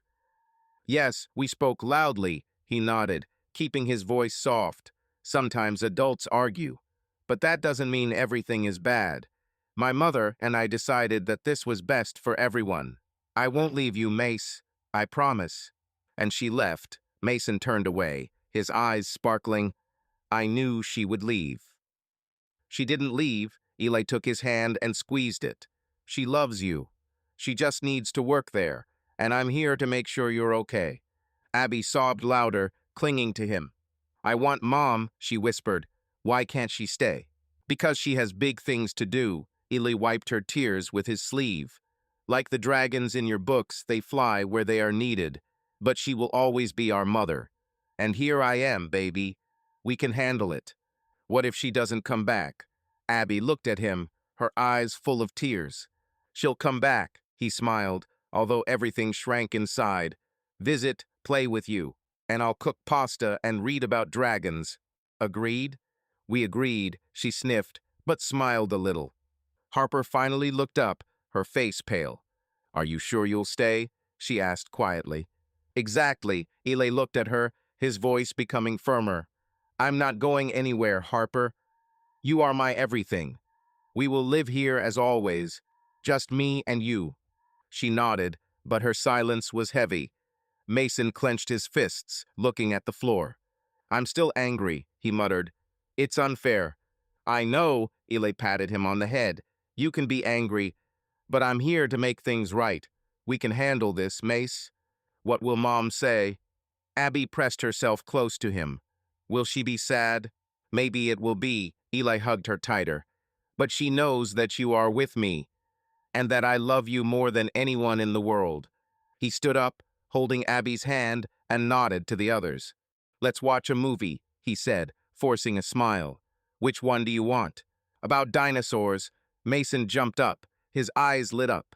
About unicorns, Abby sniffled, but smiled. What about you, Harper? Eli looked at her. It's all the same, she shrugged, but stood up. Let the dinosaurs. It's decided. Eli led them into the living room, turning on the TV. They sat down on the sofa, Abby snuggled up to him, Mason next to him, Harper a little further away. He started the movie, but looked not at the screen, but at them. His heart ached, but he held on. He was their father, the most caring father he could be, and he would have saved them from everything, even from the truth that was cutting him. The rain fell incessantly in Pine Hollow. It seemed as if the sky had opened up and decided to wash the city, standing among pine forests with endless streams of water. The Carver house had lost its former warmth. One half of the family hearth Marissa had left, and now there was a physical emptiness in the rooms. Lee was sitting on the sofa in the living room where he had moved his bedroom in recent days because he could no longer sleep in the marital bedroom. He stubbornly refused to return there. The bed, the pillows, the smell of Marissa, everything reminded him that his marriage had collapsed. In the morning, the children went down to breakfast. Harper, the 14-year-old eldest daughter, avoided her father's eyes. Mason, 11 years old, pretended not to care, but his clenched fists betrayed his anger. 8-year-old Abby sat next to Eli, clinging to him, as if afraid that he might leave too. Saturday passed slowly. For the first time in a long time, the children did not have any special plans before. They could go to the city with their mother for charity events, or just take a walk with the whole family, go shopping, and then watch a movie. But now everything has changed. Eli, holding back the heaviness in his soul, tried to cook something tasty for them for lunch. "Today there will be beef stew," he said, putting the pan on the stove and trying to inject cheerfulness into his voice. "Uh-huh," Mason responded from the sofa, without looking up from the phone. "Mom won't come?" "No," Eli answered briefly and pursed his lips. "She is at home, but you can talk to her on the phone if you want." Abby, hearing the conversation about her mother, sobbed and began picking up only pieces of carrots on her plate, ignoring everything else. Harper took off her headphones. "Dad, you said that Mom would come for the weekend. Or is it not this weekend?" Eli leaned his hands on the edge of the table, feeling a lump in his throat. It was impossible to hide the truth from the girl for too long. She was already old enough to understand what was happening, and yet he could not tell all the details. "Harper, I don't know yet," he said slowly. "Mom hasn't called me since this morning. Most likely she has something to do." "I see," Harper nodded curtly, moving the tablet away. "Okay, Dad, I'll go. I still have an essay on literature." She got up and went upstairs, and Mason, slamming the phone, said more directly, "I don't want to see her," he muttered. "She left us. And you, Dad, I don't care if she comes or not." Eli felt pain welling up inside. Mason spoke out what Eli feared. The children might perceive Marissa's departure as a betrayal. And unfortunately, in some sense, it was so. "Son," he looked away to the window, behind which the rain was streaming in gray stripes, "don't do that. She's still your mom, and she loves you. Sometimes adults make mistakes, but she didn't leave you on purpose." "Then why did she leave?" Mason stood up abruptly, looking at his father reproachfully. "If I loved you, why?" "There are things that are hard to explain," Eli said wearily, "but that doesn't mean she doesn't care about you." Mason stood up, pushing his chair back with a clang. "Well, yes, of course, he cares. I would like to see how she would take care of some Hayesville." Lily was silent. Abby, watching the brothers, almost burst into tears, but he managed to stroke her head, calming her down. Then the boy turned around and went into the corridor, slamming the door of his room. The quiet tapping of a spoon against a bowl of cereal was the only sound in the kitchen. Abby buried her face in the sleeve of her blouse, and Eli, not knowing what to say, simply sighed and repeated, "Everything will be fine, baby." He himself was not sure that this was true. Marissa sat on a narrow sofa in a small rental apartment in Hayesville, a nearby town. The room was modest, with minimalist furniture and gray wallpaper, which further emphasized the dreary atmosphere. She looked out the window, outside of which the same rain was falling. It seemed that the weather reflected her inner state. It had only been a week since Ellie told her to pack her things and leave, but to Marissa it seemed like an eternity. She broke up with Jake Reynolds literally right after Lee kicked her out of the house. A call, a few harsh words, reproaches, tears. But Jake took it more than calmly. Well, he said when she called him in the evening after the scandal, I suspected this would happen. Sorry, she managed. I need to return to my family. To the family that you yourself destroyed. He chuckled. Okay, Riss, I don't hold a grudge. Still, we both understood that this was temporary. Good luck. Thank you, she said, after which the phone started ringing. She hung up, feeling the emptiness growing inside her. Jake turned out to be not as romantic a hero as he was initially portrayed to be, and their connection was not love. Rather, it was a flash of passion, an emotional outlet from routine and from their own dissatisfaction with themselves, from constant conflicts in the family. She now clearly understood that, in a sense, she herself provoked this affair in order to change her gray life. But having received the color, I only became more lost in the shadow of the consequences. Stupid. How stupid it was, Marissa repeated every day, looking at the suitcases against the wall. A few boxes of her personal belongings, some clothes, everything she took from home. The sons and daughter remained with Eli. Marissa did not resist this decision, seeing determination and pain in her husband's eyes that she could not shake. He will take the children. During their last conversation, she saw that he was determined. Even if she wanted to challenge this in court, her feelings of guilt and her own weariness from living in deception said that perhaps the children were really better off now staying in a familiar environment with their father. A few days after the move, Leela, her mother, visited her. Again, there were tirades about how Eli was dragging you down, again phrases like, "See, I told you so. He never appreciated you enough." "Mom, that's enough." Marissa waved her off. "I don't want to listen to this." But Leela continued, "Now you have to pull yourself together and think about the future. What happened to that doctor is just proof that you were hungry for change. So make changes, but the right ones. Rise up, reach a new level, get a job in a normal company. With your abilities, it was high time you settled in Seattle. I have children here," Marissa reminded tiredly. "Children, children." Leela rolled her eyes dramatically. "Can't you give them a normal life in Seattle?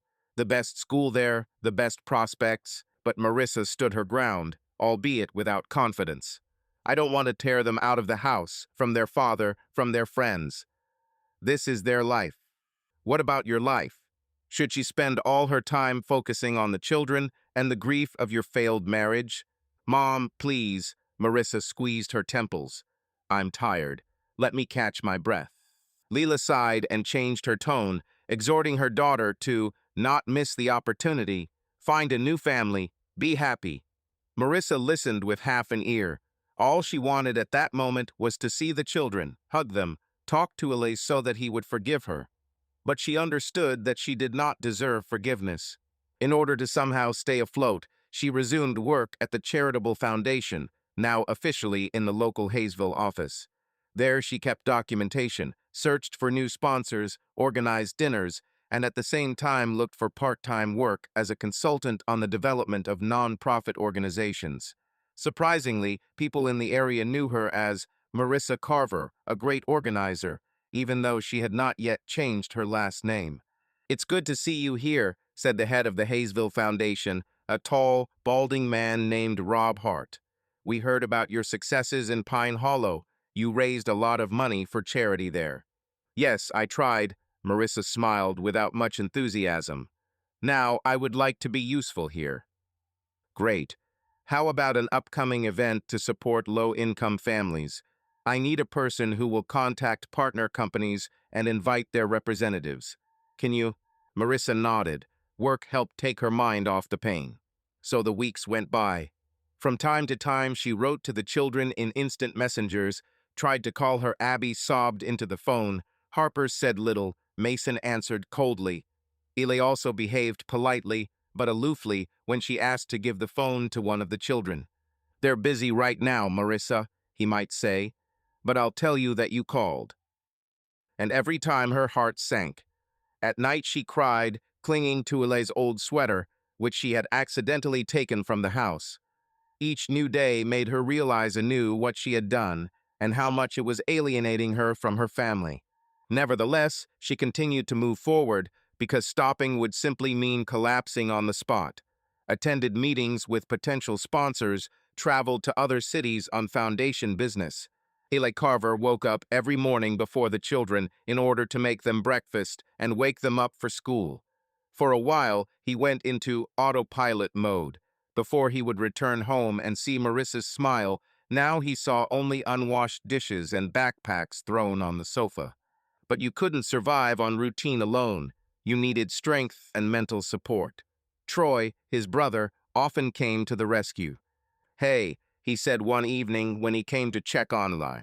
"I understand how you feel, but children see everything. You have to hold on." "I'm holding on," Eli answered quietly, sitting at the kitchen table. "I try to cook for them, look after their schoolwork, but I constantly think about how to explain everything to them. Not yet. They are still too young to understand. Say that mom went to work in the city, and that's it." "Yes, that's what I said," Eli nodded and ran his hand over his face. "But Harper is not a fool. She already guessed that it wasn't about work." "Let's help them get through this period," Troy suggested. "You can bring them to the sawmill, let them watch how you work, or take them on an excursion to the forest. It's good for them to be distracted." Illy agreed, and so life was slowly rebuilt. He took on extra shift workers to relieve himself of the workload and be able to pick Abby up from school early, and Mason and Harper would be met by the school bus. In addition to the sawmill, Ely had long had a quiet passion. He loved to draw sketches of houses, small plans for cottages and barns, and fantasized about extensions to the house. And at some point, after Marissa left, he began to do this more often. Sitting in the living room at night, when the children were already asleep, he opened a large piece of paper and drew lines with a pencil, drawing a plan of his ideal home in which there should have been a place for a large family. What if someday they would all be under one roof again? About 6 months passed like this. Abby adapted to a new routine. She went to see her mom in Hayesville on weekends, sometimes with Mason and Harper. But more often than not, Harper and Mason refused, preferring to stay with their father. Mason was angry with his mother, and Harper did not want to be a hypocrite and pretend that everything was normal. One evening, Eli was sitting at the table and suddenly noticed that Mason was standing behind him, looking at the drawings. "Dad, what kind of house is this?" the boy asked, pointing to a neat layout with several rooms and a large living room. "It's just a project," Eli answered embarrassedly. "An old dream. I once wanted to build it for us." "For us?" Mason was surprised. "Yes," Eli smiled, "but somehow it didn't work out. Maybe someday." The boy sighed. "And I thought that we would always live in our old house, although—" He stopped short and looked up at his father, full of sadness. "Anyway, not all of us now." "Mace," Eli said quietly, putting down his pencil, "I understand that you feel abandoned, but I promise I'll be there for as long as you need it." "I know," he nodded, and suddenly his lips trembled. "I miss what we had. Family dinners, movies in the evenings. We were normal, right?" "Yes, they were," Eli smiled bitterly. "But life sometimes changes. We cannot return the past. We can only move forward and try to do everything better." Mason nodded and, after hesitating, hugged his father. Illy held his son tightly to himself, feeling a wave of emotions rise within him. He didn't cry, but he understood that this small gesture was the best proof that he and Mason were still a family. Albeit incomplete, albeit wounded, but a family. Several more months passed. Marissa plunged headlong into the work of the charitable foundation, and, in a strange way, this helped her to distance herself at least a little from her personal tragedy. One day, the foundation organized a major event, a gala dinner, at a prestigious restaurant in Hayesville to raise funds for a program to support low-income families. Marissa wore an elegant blue dress that she once wore to a party in Pine Hollow. She pulled her hair into a neat bun and tried to give her face a calm expression. "Work," she reminded herself. I do this for the sake of others. There was live music in the hall of the restaurant complex, and waiters in white shirts wandered around, offering glasses of champagne. Familiar faces flashed everywhere, representatives of small businesses, officials, doctors of local clinics. As always, Marissa smiled politely and said hello. "Good evening, Mr. Bailey. Thank you for coming." "Hello, Mandy. I hope your confectionery revenue will break records this month." "Oh, Dr. Patterson, good to see you. How's your health?" Everything was going according to the usual scenario until she met the gaze of a man whom she had seen for the first time. Tall, thin, about 40, with short hair and a calm smile. He was holding a glass of wine in his hand and talking about something with a lawyer he knew, but he noticed Marissa and smiled a little wider. After several minutes of talking with the guests, the lawyer walked away somewhere and the man was left alone. Marissa walked over to introduce herself. "Good evening. It seems we don't know each other. I'm Marissa Carver, the organizer of this dinner for the charity Help is Near." "I know," he replied, smiling back and extending his hand. "I heard about you. My name is Martin Caldwell. I recently moved to the county and want to support local charity initiatives, so I came to see how I could be useful." Caldwell flashed through Marissa's head. She faintly recalled some rumors that a man had come to Hayesville who had bought some of the buildings for offices and was going to invest in local projects. "Very nice," she replied, shaking his hand. "If you are interested in learning details about our work, I have booklets and reports. It will be interesting," he nodded. "But not today. I'm just looking around, getting to know each other. Tell me, you also worked in a similar field in Pine Hollow, right? I read an article in the local newspaper." "Yes," she smiled, slightly strained. "I lived there for many years. But now I'm here. New horizons, you know." They exchanged a few more phrases about the nature of the fund, how many families need support, exchanged business cards, and Martin went to meet other people. Marissa, having recovered from her slight excitement, continued to serve as hostess for the evening. However, at the end of the event, Martin approached her again. "Thank you for dinner," he said, looking straight into your eyes.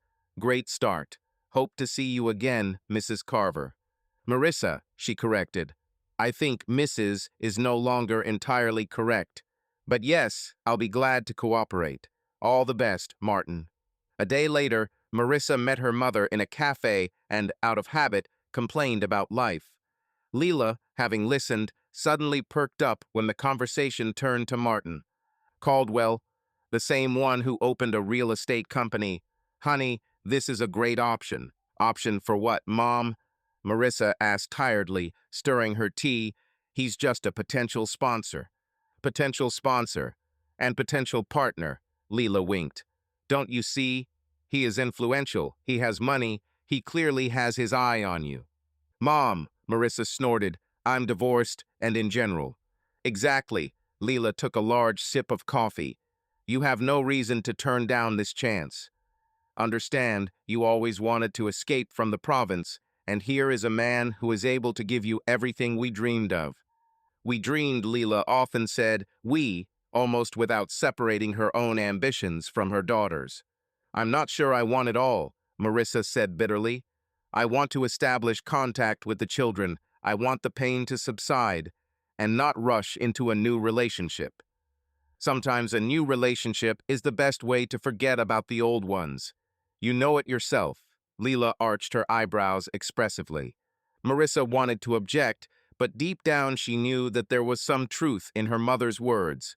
A new romance has already happened to her, but it turned out to be wrong. Maybe if you find the right person, everything will turn out differently. However, there was still doubt and quiet longing for Ellie inside. Lee continued to work at the sawmill, but increasingly felt the urge to design. He posted several of his sketches of houses and barns on the internet and received a couple of orders from people who wanted a small plan for a country house. First for a nominal fee, then for a little more. Gradually, people from other towns began to contact him. "We need a project for a wooden cottage. Can you take it?" This brought in a small but significant additional income. Troy urged, "Brother, Let's open your office already. Why do you need a sawmill? You can hire a work team and deal only with projects. Troy, I can't give up everything. Eli waved him off. We don't have enough people there anyway. There are a lot of orders. Besides, this is our family job. Well, think about it, sighed Troy. It's just a shame if your talent goes to waste. I see these sketches, they are awesome. Not every architect can do this. You have a feel for the material. His brother's words warmed Eli's soul, but he was in no hurry. We needed time and stability so as not to risk the future of our children. More than a year has passed. Martin Caldwell really began to provide serious support to the foundation. He and Marissa struck up a friendship that turned into more personal communication. Gradually, under the influence of Leela, and perhaps her own desire to fill the spiritual emptiness, Marissa entered into a relationship with Martin. He was polite, courteous, and looked after beautifully. Gifts, joint trips to neighboring cities, visits to Seattle, where Martin had business partners. Marissa felt that he was the embodiment of everything her mother talked about: security, status, opportunity. But inside her all the time the question secretly ached: where is my true love?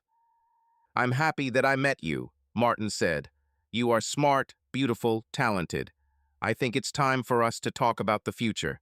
She was afraid of this conversation, but it took place, and soon their engagement took place.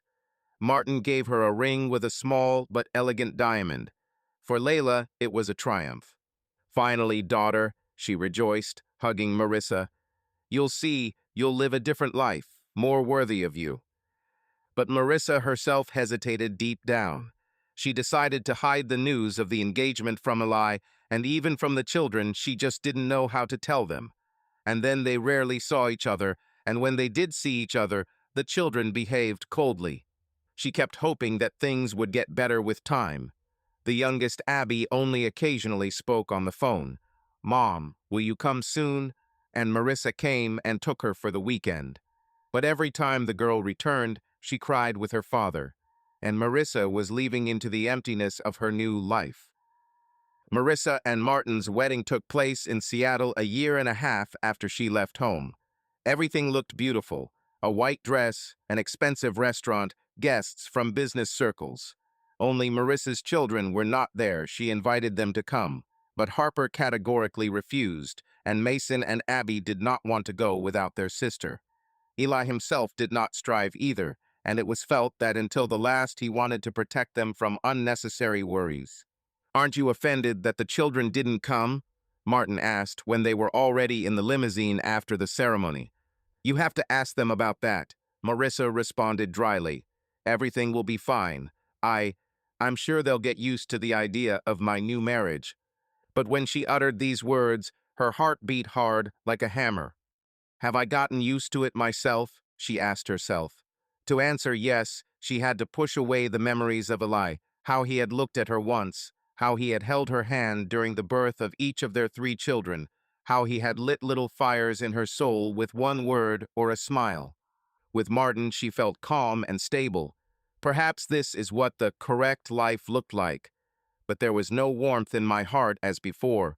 She drowned out the voice of conscience and said to herself, this is how it should be. You must move on with your life. This is your reward, or maybe your path. 3 years flew by almost unnoticed. The rain in Oregon no longer seemed so incessant, and Eli's soul was also beginning to clear up. Harper was 17, Mason was 14, Abby was 11. They grew, and each one showed his character more and more clearly. They started a small business designing wooden houses and continued to work at the sawmill with Troy. All this took a lot of time, but the family began to live better financially. Orders were coming from customers, and the sawmill provided a stable salary. The children received everything they needed, and sometimes he spoiled them with little things.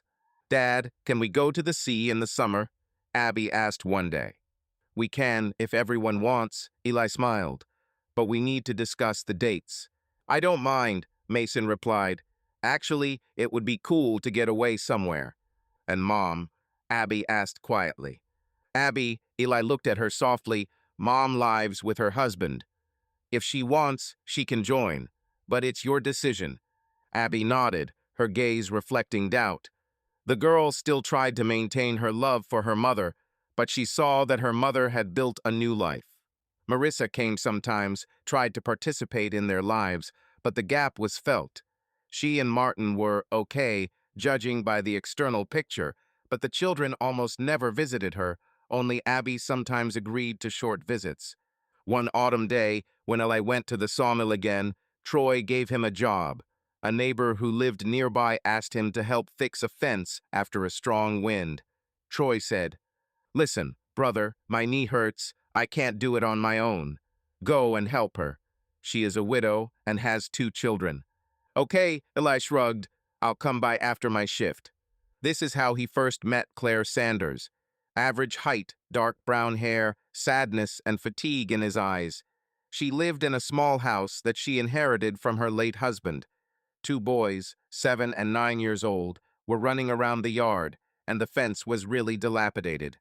"Thank you for coming," she said to Eli as he approached with a set of tools. "I didn't even know who to turn to." "Don't worry," he responded, examining the broken boards. "My brother said that I need help. I am a carpenter and part-time designer. We'll fix everything quickly." He set to work, and after a couple of hours, the fence was already standing firmly, knocked together from new boards that Claire found in the barn. They talked while working. "Claire, have you been here recently?" Eli asked. "Yes, since spring," she answered, handing him a hammer. "I used to live in another city, but after the death of my husband, I decided to move closer to my sister." "How long have you been here?" "All my life," he chuckled. "Born and raised in Pine Hollow." He got married right away, right there. He paused, remembering the divorce. "Well, in general, my whole life is here." She wanted to ask something else, but noticed the tension in his voice and changed the subject. "Do you have children?" "3," he answered, looking at the protruding nail. "The eldest is 17, the middle one is 14, the youngest is 11. "Wow," she smiled. "I have 2 boys, you see. They have already painted the whole yard. Igor and Tim, funny tomboys." They exchanged a couple more phrases, and Eli felt some kind of kindred warmth in the conversation. Maybe because she also lost a loved one and was left with the children. Although her loss was of a different kind, the result was similar. Loneliness in a house where there should have been 2 parents. "Can I thank you somehow?" Claire asked when the fence was almost ready. "Maybe tea and cookies." "No, what are you talking about?" he replied. "I just helped." "Well, at least drink some tea," she insisted. "Otherwise, I will feel awkward."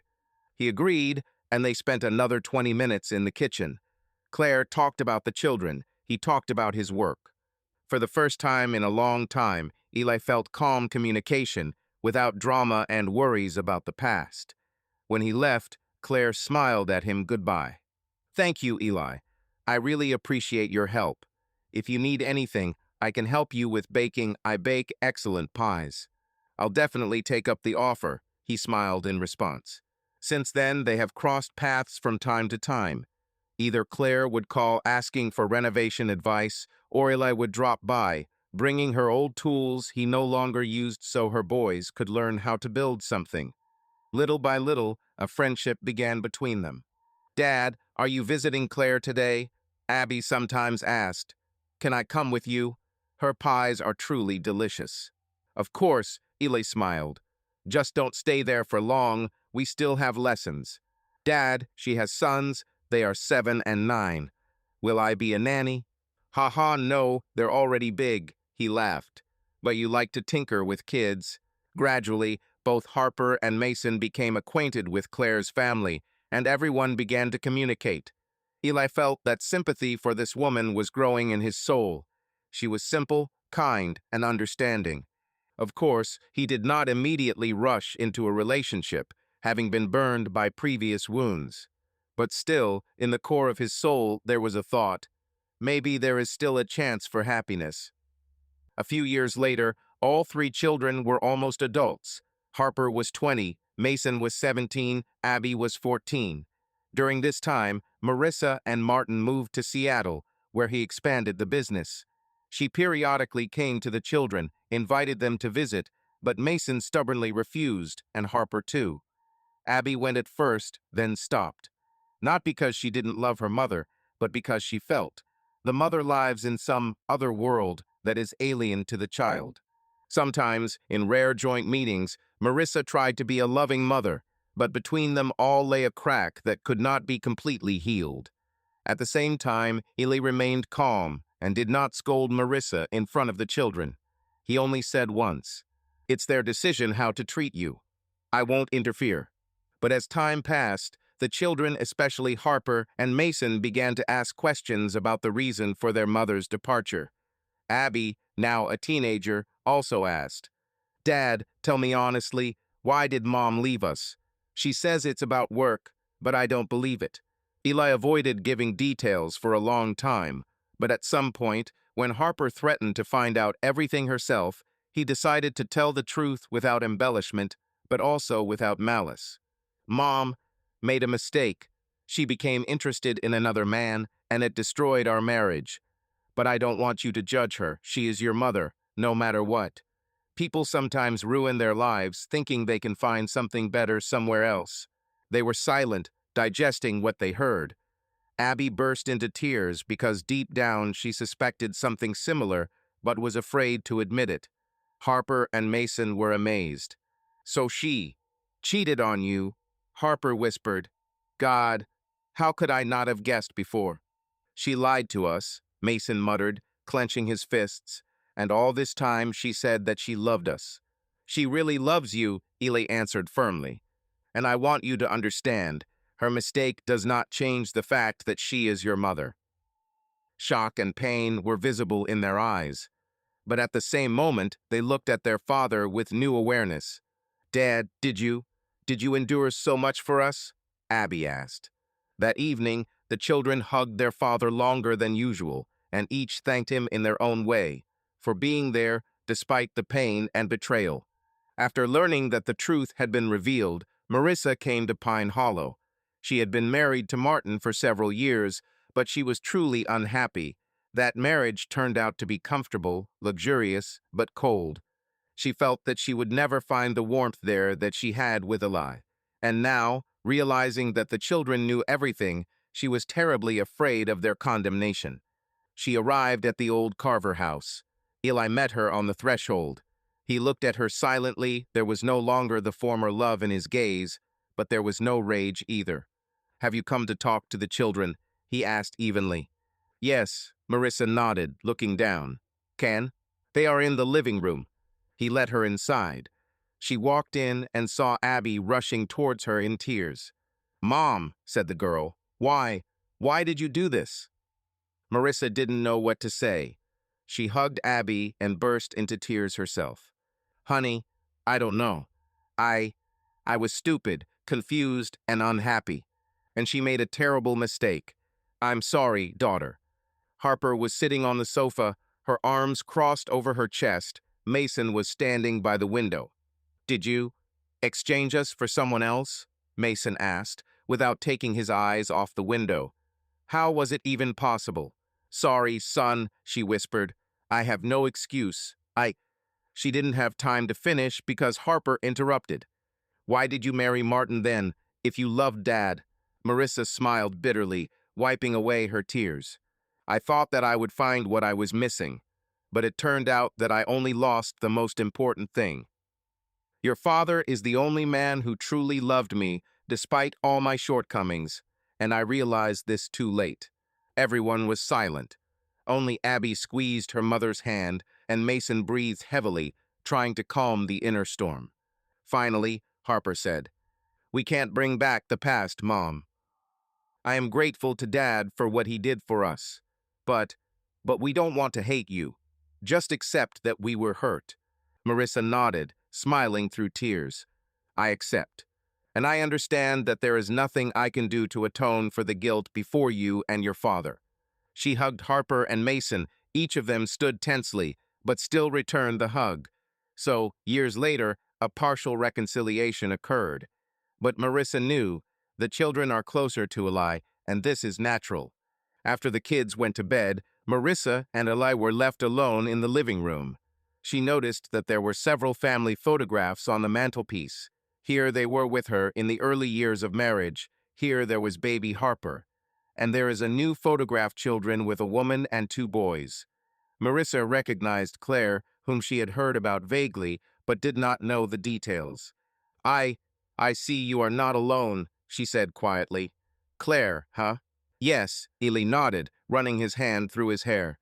We've been just friends for 3 years now, or a little more. But it looks like we're getting somewhere, slowly, honestly, without lies. I'm happy for you, Marissa said, feeling a twinge of pain in her chest. Is she a good person? Very, he said warmly. After what I went through, I never wanted to let anyone get close. But she is just as wounded as me. We support each other. This is wonderful, Marissa looked away. I wanted to ask for forgiveness. I know it's too late, but I forgave you a long time ago, Ely answered, looking at her calmly. And I don't hold a grudge, but it's over between us. I understand, she smiled bitterly. Sorry for ruining everything. It was probably destined to be so, he said quietly. We lived in illusions, and when reality caught up with us, everyone went their own way. Marissa nodded, feeling the tears welling up again. But she held them back, because she knew that now she had a different path. Martin or not is not so important. The main thing is that she has lost that warmth that her ex-husband will not be able to give her again. I will try to visit the children more often, she said, standing up. I hope you don't mind. Of course not, he responded. They have grown up, but still need their mother. However, don't expect them to immediately welcome you with joy. They need time. I understand, she slowly walked to the door. Thank you, Eli, for everything. He nodded silently, and when she left, he closed the door behind her. His soul was heavy, but at the same time, he felt that the long-term thorn had finally been pulled out. There was pain, but there was also freedom. Soon after this meeting, Eli finally realized that he wanted to be with Claire. Eli's children and Claire's children got along well. True, Harper had already left for college, Mason was preparing for final exams, and Abby often flirted with Claire's young sons, taught them to draw, or told them stories about dragons. I think Claire is a good person, Abby once said when her father asked her for advice. Much better then. Well, no offense, Dad, but then Mom lately. I'm not offended, he shook his head. I just want everything to be honest and clear with us. If I decide to move in with her, would you mind? No, the girl smiled. The main thing is that you are happy. You deserve it, Dad. And Mason didn't mind, he just grumbled, do as you want. Deep down, he understood that his father deserved happiness. Over time, Eli and Claire began to spend so much time together that they decided to unite their families. Claire moved into the Carver house with her boys. The house became even more lively. Now children of different ages were running around in it. There was laughter, sometimes quarrels, but these were domestic, lively quarrels, quickly extinguished in the warmth of mutual love. One evening, after all the children had gone to their rooms, Eli went out onto the porch and saw Claire sitting in a chair looking at the stars. He sat down next to her and took her hand. You know, he said quietly, I never thought that I could love someone again. And she turned to him, after my husband's death, I was sure that my whole heart had gone with him.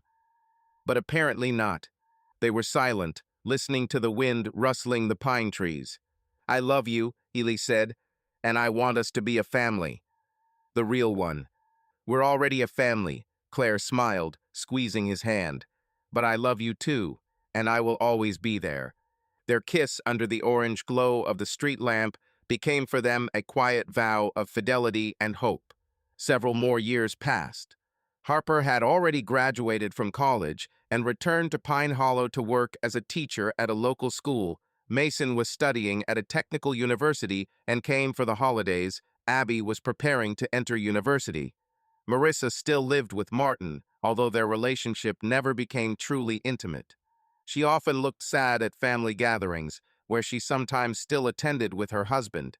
The day came when Harper decided to throw a surprise for her father, a kind of gratitude party.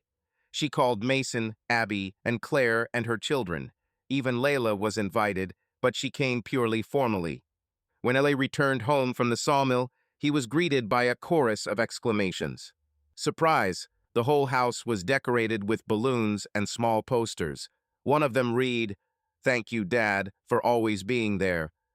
Abby smiled as she held the platter of cake she and Claire had baked, while Harper and Mason stood next to the balloons. "What's going on here?" Eli asked in amazement, taking off his cap and looking around at this whole picture. "Dad," Harper replied, walking up to him and hugging him, "this is a party to say thank you for everything you have done for us, for raising us when my mother left, for giving us a good childhood, no matter what. And for the fact," Mason added, patting his father on the shoulder, "that you didn't get angry at the whole world and continued to love us." "And for that," Abby picked up, wiping away tears of joy, "for teaching me to believe in good fairy tales, even when I stopped believing that our family could be happy." Eli was deeply touched. He tried to say something, but couldn't. The lump in his throat was getting in the way. He just hugged his children tightly, closing his eyes. You are my family," he finally said, "and I would do everything I could for you." Claire watched from the side, smiling and wiping away a tear. Her children were nearby, jumping and enjoying the atmosphere of the general holiday. At that moment, Marissa appeared on the threshold. She didn't know if she was invited, but she came. Martin stood behind him, looking tense, but smiling politely. I'm sorry, I didn't want to interfere," Marissa said hesitantly. "Harper, you called for me, and I—" "Come in, Mom," Harper nodded to her. "We don't mind here." Marissa entered, feeling her heart clench in her chest with the realization. This is her family, but now different. She saw how the children hugged their father and Claire, how she herself became part of their circle, and yet her daughter called her inside. Harper took a step forward. "Mom, I want you to know that we are not suspending you. But today is the day we thank Dad. You can approach him too if you want." Marissa nods, wiping away a tear. "Thank you," she whispered. She approached Eli, who looked at her calmly. They didn't hug, but there was mutual understanding in their glances. "Thank you, Eli," she said quietly, "for not letting our children perish, for not raising them to hate me." "I did what I thought was necessary," he answered with a slightly restrained smile. "This is all for them." Their conversation was cut short because voices, laughter, and someone turned on music were heard from all sides. The children congratulated their father, thanked him, laughed, remembering funny incidents. Martin politely walked to the table where the treats were, feeling like a stranger, but without malice. Claire, seeing this, calmly began talking with the guests, for she also had no hostility in her heart. This evening became a kind of symbol. Everyone finally recognized Eli's role in preserving the family, albeit not in the same format as before. He did not leave the children to their own devices, did not destroy their trust in their mother, although he had every right to do so. And although everything in life turned out differently than they once dreamed, now everyone has their own path, but connected by warm threads of memories and love for children. Subscribe to our channel so that your love doesn't cheat on you, and go ahead and listen to the next story, because this story is nothing compared to the next one. If you're under 18, don't even think, click to the next one.